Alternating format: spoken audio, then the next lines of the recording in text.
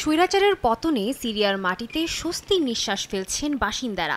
ইদলিবের শরণার্থী শিবির ছেড়ে একে একে ফিরতে শুরু করেছেন নিজের বাড়ি ঘরে। স্বাভাবিক হয়ে আসছে জীবনযাত্রা। আনন্দ উল্লাসে মেতে ওঠেন দারা শহরের বাসিন্দারাও। জুম্মার নামাজের জন্য আল ওমারি মসজিদে জড়ো হয়ে স্বাধীনতা উদযাপন করেন তারা।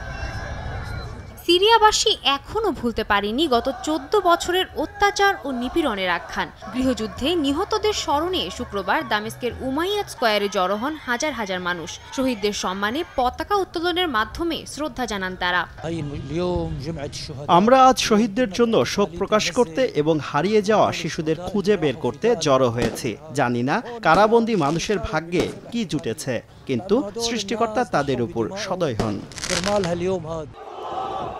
এ সময় রাজধানীর অলিগলিতে সামরিক যান এবং অস্ত্রশস্ত্র নিয়ে প্রদর্শনীতে নামেন তাহরির আল শামের সদস্যরা। সিরিয়ার বিভিন্ন স্থানে আসাদপন্থীদের আন্দোলনের পাল্টা কর্মসূচি হিসেবে এ পদযাত্রার আয়োজন বলে জানান তারা। যুদ্ধবিধ্বস্ত সিরিয়াকে নতুন করে গড়ে তোলায় সাহায্য করতে এগিয়ে এসেছে বিভিন্ন দেশ। এর মধ্যে বিশ্ব স্বাস্থ্য সংস্থার মাধ্যমে 50 টন স্বাস্থ্য সহায়তা পাঠিয়েছে তুরস্ক, যা সিরিয়ার হাজারো মানুষের কাছে পৌঁছে দেয়া হবে। সাদিয়া তাসনিম, সময় সংবাদ।